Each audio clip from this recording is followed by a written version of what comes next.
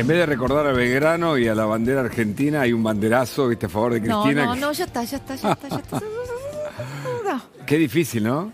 No, por favor. Es tanta decadencia. Sí. Una sí. decadencia ya notoria. Sí. Pero escúchame una cosa. ¿Qué día dominguero, viste? Sí, muy dominguero. Día dominguero.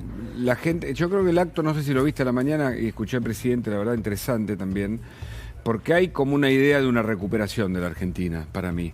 Y por otro lado, lo que termina pasando ahora, que seguramente vos contarás siempre novedades, es que, bueno, Cristina ahora te hace una voz en off por día, ¿viste? ¿Sabés quién estuvo en el acto? ¿Quién? Facundo, mirá, antes ya jugamos, Sí. de Ahí. memoria, Facundo Chávez. Facundo Chávez estuvo en el acto, pero entiendo que estuvo hablando con gente, ¿no? Con fuentes. Contanos charlas de Quincho del acto. Sacanos esta novela, por favor. Ahí está. Quiero verlo a Facundo. Te cuento que el público en general estaba primero muy activo. Sí. Aplaudían, cantaban el himno, como pocas veces lo escuché. Ah, mirá, es lo que estaba diciendo Hugo acá, que Claro. nota Sí. un reverdecer del sentimiento, Sí, de la mucha- emoción de la patria. Mucha Sí, es cierto. mucha pasión Sí. se vivió ahí en el campo de polo, un acto muy prolijo, obviamente, escuchando militares y con todo su estilo marcial. El acto fue un acto muy lindo y cada 2x3 les cuento, aparecía un nombre. Cada 2x3, ¿eh? Cuando se veía un funcionario, aparecía un nombre. El nombre de Cristina. ¿En serio? Y cosas, algunas que se pueden decir y otras irreproducibles, ¿no? Pero se acordaban de Cristina. Cuando aparecía un funcionario decían, hacé con Cristina tal cosa, No. Cristina no sé qué, Cristina no sé cuál. Así fue durante todo. No durante hablaban todo- de mí. No estaban hablando. Claro. No, No, estamos hablando de Cristina Kirchner, ¿no? Este- Igualmente con cosas también No, sí entiendo. picantes, ¿eh? Algunas. Picantes. Se notaba cierta bronca, ¿no? Cierta bronca se escuchaba de la gente que estaba participando del acto.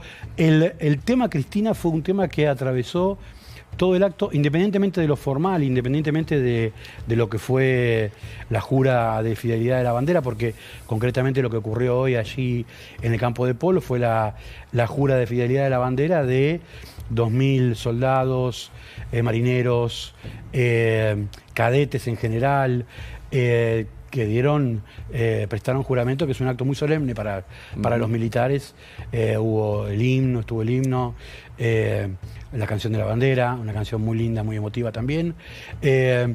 Pero después, cuando terminó el acto, quedaron sueltos funcionarios, diputados, hubo mucha presencia oficial, estuvieron casi todos los funcionarios del gabinete, y en todo momento la pregunta era, obviamente, sobre Cristina, ¿no? Bueno, Claro. ¿Qué pasa con Cristina? ¿Qué no pasa con Cristina? Y hubo un gesto importante que nos llamó la atención a los cronistas que fuimos a cubrir el acto, que es que la única persona que no habló y que no tuvo contacto con los periodistas, ¿sabes quién fue? ¿Quién? Patricia Bullrich.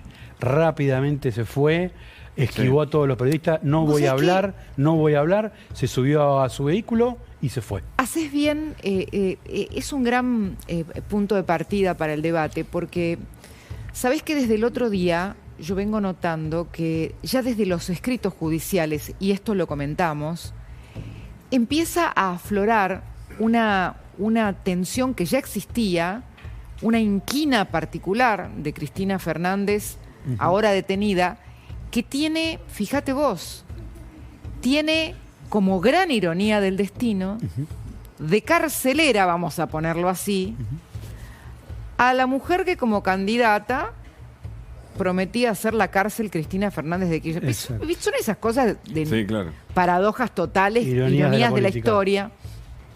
Y ya desde los escritos intentó Cristina Kirchner dejar sentadas sus reservas para tratar de zafar de que fuera Bullrich la que controlara, la que vigilara su prisión domiciliaria.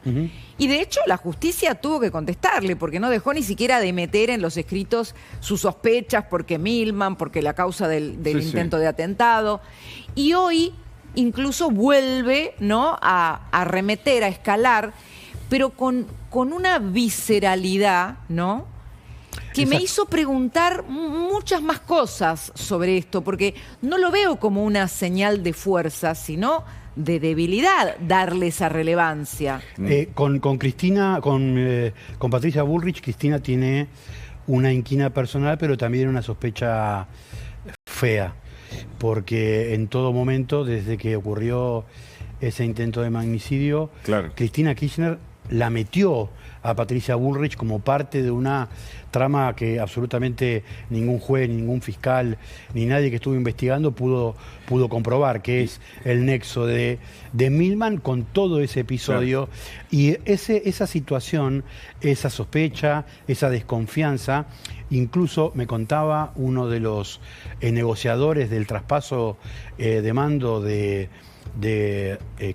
Alberto Fernández a Javier Milei, que hubo emisarios que fueron y vinieron por el tema Patricia Bullrich. Increíble. Para que se garantizara que la custodia de Cristina Kirchner no quedara bajo control político de Patricia Bullrich. Fue un tema muy concreto que se discutió y negoció. Es impresionante la data. Tenemos un invitado que ya está escuchándonos. Bueno. Le voy a agradecer. No es habitual que un juez hable con los periodistas en vivo. Y está con nosotros el juez de la Cámara Federal de Casación Penal, el doctor Carlos Máiquez. Doctor, Cristina Pérez y Hugo Machiavelli, los saludamos. Hola, doctor, gracias por la atención.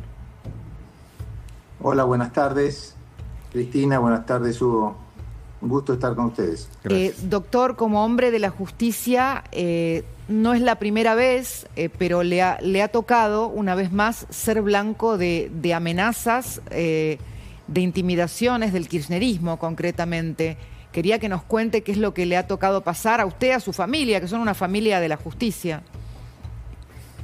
En realidad, Cristina, no sé si viene de ese sector político que usted menciona. Es una situación que ya he vivido en otras oportunidades, a veces de otros sectores, a veces de personas vinculadas a causas en las que he tenido que intervenir. De hecho, he recibido amenazas muy concretas después de mi intervención como juez en la causa de AMIA, ¿no? Directamente de la cúpula del gobierno de la Guardia Revolucionaria iraní, que me valió una sanción de las que suele dictar Urbi et Orbi la conducción de los ayatolas, ¿no? Es decir, que forma parte de alguna, yo le digo, del folclore judicial. Nosotros necesitamos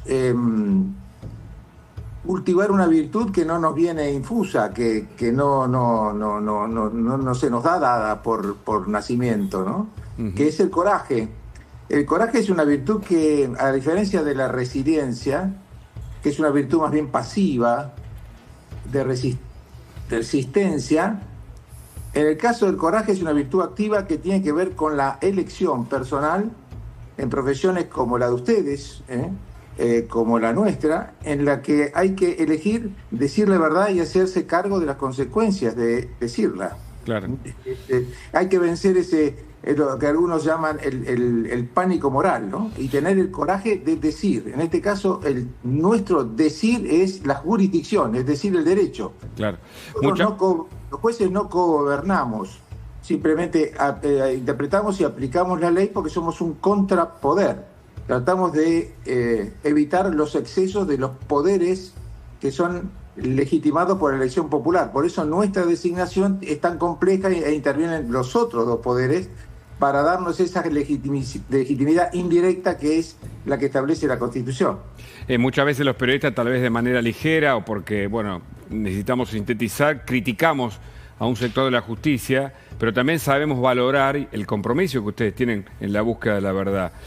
Para usted, este tipo de apremios, y pensando como un representante de la justicia, ¿afecta su desempeño o de ningún modo? No, yo suelo decir que estas situaciones que son conocidas, de algún modo esperables, en tiempos tumultuosos como estos, de una emocionalidad exacerbada, son avisorables en nuestra función.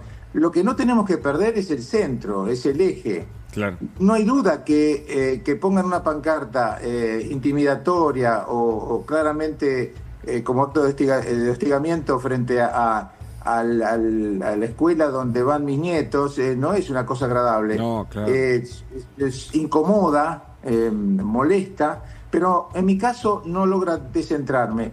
Y en el caso de mis hijos tampoco. Mi hijo fue, como ustedes saben, tuvo una intervención muy activa en la fase de la primera investigación de la causa... Con el doctor Policita. Sí. Con el doctor Policita, exactamente. Vialidad. Y en otras causas donde los imputados eran los que ahora están en el tapete. Pero de verdad yo no he tenido personalmente causas donde la señora de Kirchner haya sido materia de mi decisión. Sin embargo, por alguna razón hay gente que yo califiqué de innoble, que pretende con esto manipular de algún modo, porque a mí me parece que hay que entender una cosa que es muy clara. Las amenazas tienen, en todo caso, y en el caso del Poder Judicial, tiene un claro fin, que es crear una realidad. Sí. Tienen un fin de articular un cierto relato que se vuelva creíble, entre comillas, ¿no? Hacer ver como que la justicia es, en algunos casos, las críticas son reales, pero cuando no hay matices, ahí empiezan las injusticias. Que la justicia no cumple, que no es para los poderosos, que es de puerta giratoria, etcétera, etcétera. Yo quiero decir, y quiero enfatizar esto, Cristina, Hugo, que la Argentina es un país donde hay jueces de la República. No es una república de jueces, que es muy distinto.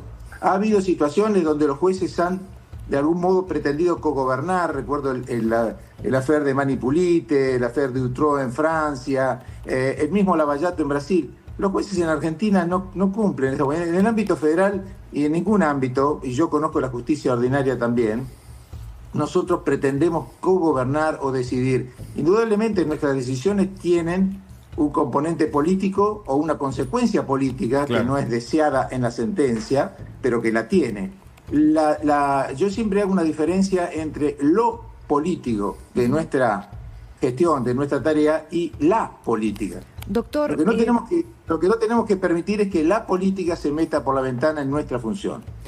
En ese sentido, doctor, y sin que pase ninguna línea, porque los jueces hablan por sus fallos y entonces cuidan sus declaraciones públicas, se ha debatido en el país muchísimo esta semana el hecho de que esta condena, de esta sentencia firme por vialidad, sea inédita en el sentido de que justamente recae sobre una expresidente y por corrupción, algo que parece marcar una frontera con respecto a lo que venía pasando en esta democracia a veces tan castigada por los delitos de corrupción. Sí, pero no es la única, Cristina, son muchas las sentencias por hechos de corrupción. Pero una expresidente con condena firme. Es una circunstancia inédita, claro, ¿no? Inédita, sí, en el país por lo menos, pero forma parte de la gimnasia institucional que yo por eso me parece que hay que reinstitucionalizar el debate. Aquí hay jueces que han cumplido acabadamente, jueces, fiscales, etcétera, ¿no? Que han cumplido acabadamente con su misión, que merecen respeto, que no cabe respecto de ellos ese lenguaje erosionante que hace que su discurso se vuelva poco creíble y de manera transitiva el discurso institucional que representa, porque ellos representan a la institución. Los jueces de las distintas instancias, incluso de la Corte, forman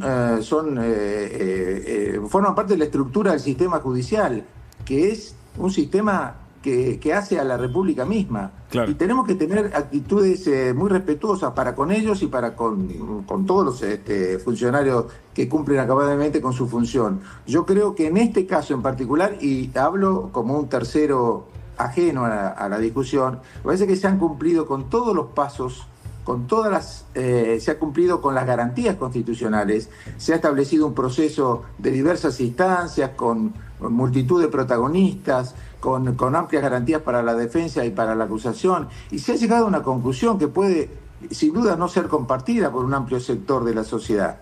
Pero esto no significa que el sistema haya funcionado como creo que funcionó. Doctor, a propósito de esto, y agradeciéndole la entrevista, porque nosotros divulgamos, en lo posible, cuando son fuentes de tan alta calidad, lo valoramos especialmente. Se habla de la recurrencia internacional o eventualmente el indulto. Nosotros intentamos explicarlo, pero una opinión suya, si es que es posible, nos parece importante a la hora de toda la audiencia que nos sigue.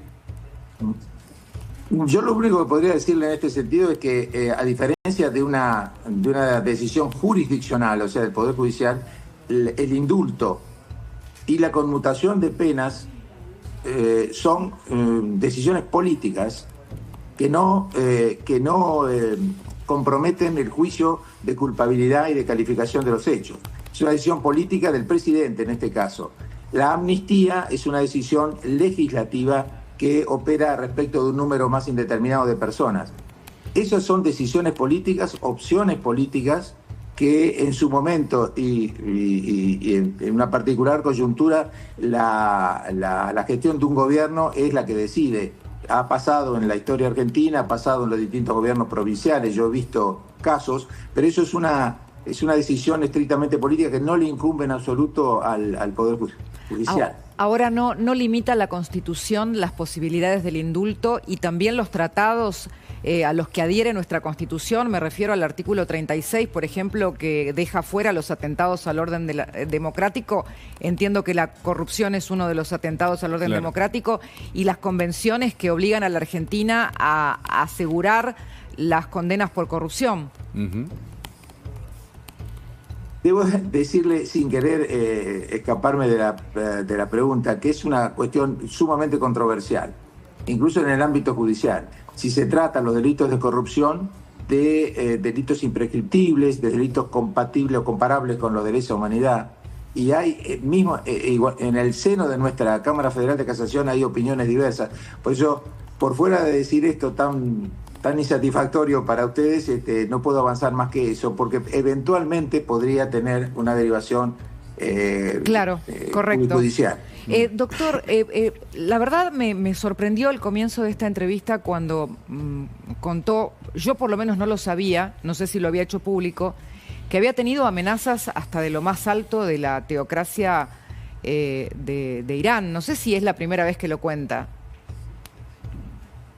Puede ser que sea la primera vez. La verdad que no recuerdo si lo hice en algún medio. Creo que no.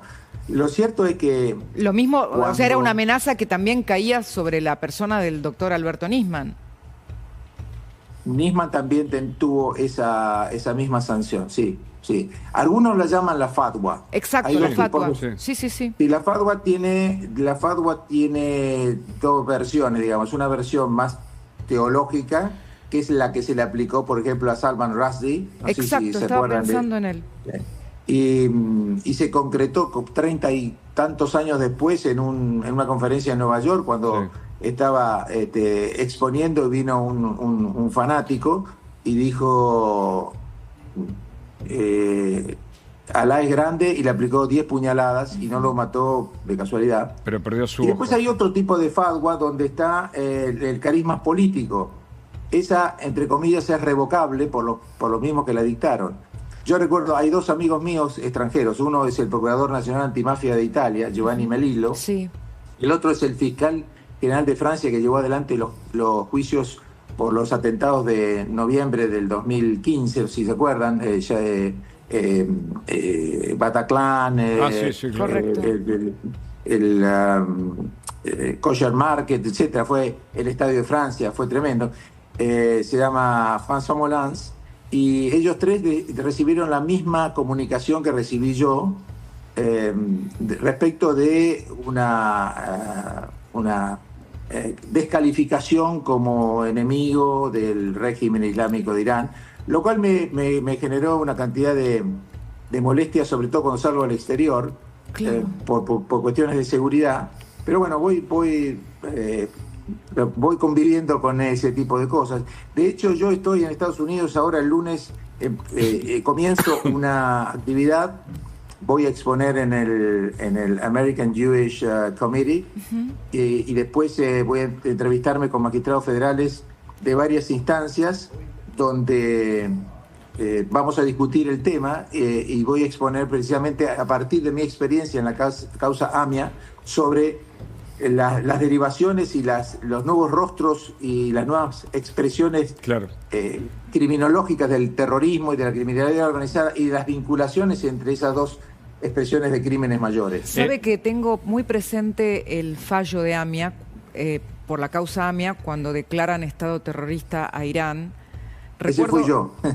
Claro, y el doctor también Barruetaveña, recuerdo en la misma sala.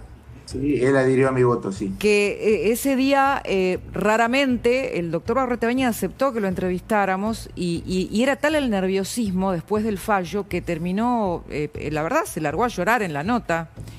Y sé que esa noche usted lo vivaron, lo aplaudieron. Me imagino que debe haber sido muy fuerte, porque fueron muchos años de pasar por Pasteur sin justicia, ¿no? Fue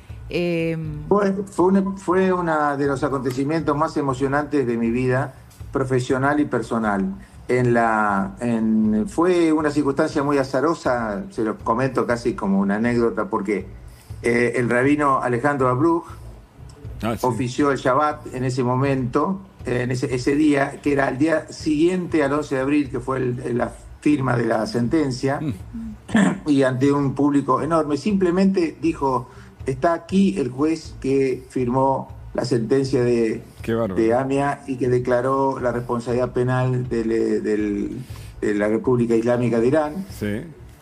Y fue una reacción espontánea, masiva, de 4 o 5 minutos de aplausos sostenidos que me provocaron una emoción inmensa. Lo único que atiné fue abrazar emocionadísimo a mi mujer y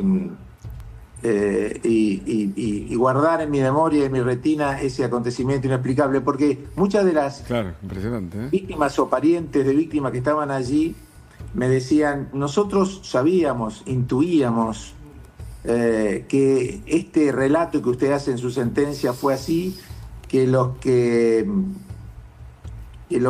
planearon, organizaron, les dieron logística, ejecutaron, etcétera, no había sido solamente 2 dementes que se habían inmolado en una traffic, sino una Esas son las paradojas del terrorismo, ¿no? Claro. Es un acto esencialmente irracional, pero que está precedido de una planificación muy racional. Y ellos me decían: yo sabía que era así, pero necesitaba que el Estado argentino lo dijera, impresionante, que la justicia lo dijera. Y esa fue quizá nuestra mayor impulso para decidirlo antes que se cumplieran los 30 años del atentado. Le agradecemos, como ciudadanos argentinos que somos, ese gesto que usted tuvo, ese compromiso. ¿Y cómo ve el juicio en ausencia que se va a llevar adelante? Y a su vez, si le pedimos brevedad, si es tan amable, doctor, el juicio del memorándum con Irán. Sí. Lo veo con mucho entusiasmo, lo veo con mucho optimismo, porque fue la causa AMIA fue uno de los disparadores donde yo expuse la necesidad, que fue recibida finalmente por el Congreso, de un juicio en ausencia. Y hoy ese juicio en ausencia está en sus inicios, pero con una perspectiva muy interesante. Y fíjense que uno de los principales organizadores, quizá el más importante, de la conferencia que precedió a la selección de la AMIA como objetivo, es Bahidi el que está actualmente como jefe de la Guardia Revolucionaria. Tremendo. Y ese es el que tiene la consigna o la orden, la alerta roja internacional que decidimos nosotros en la sentencia y que definimos el cuadro de situación. Ahí en la sentencia está claramente quiénes fueron, quiénes los organizaron y quiénes estaban tenían responsabilidades mayores en ese momento ocupando funciones en la cúpula del Estado iraní, y algunos de ellos, como Bahidi, todavía la conservan. Gracias, doctor Carlos Máiquez, juez de la Cámara de Casación Penal de la Nación, por estar con nosotros. Y menos mal que se acaba el tiempo, porque me tiento a preguntarle más cosas y por ahí lo pongo en temas que no tiene que contestar por ser juez. Así que. Muchas gracias. Mucho gusto en otra ocasión. Gracias, doctor Máiquez. Bueno, impresionante, ¿no? Impresionante. La verdad que me quedé helada con la amenaza. Esta amenaza. En el momento en que estamos viviendo. No, sí, me quedé impactada y aparte no es común que un juez, claro. y más de un tribunal tan importante, de una entrevista. Así que bueno, la verdad, muy, muy importante nuestra producción. Interesantísimo. Un placer, Un gusto, Hugo. Buen Encantado. fin de...